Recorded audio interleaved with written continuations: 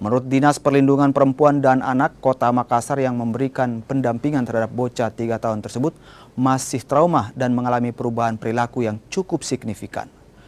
Balita korban pemukulan dari dokter ini mengalami susah tidur dan kini mulai kurang berinteraksi dengan orang sekitar.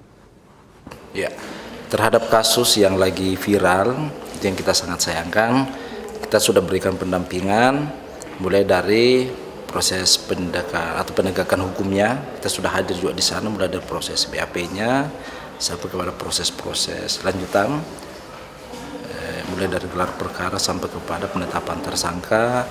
Terus hari kemarin juga kita sudah ada konferensi pers dilakukan oleh pihak Polrestabes, kita juga hadir di sana.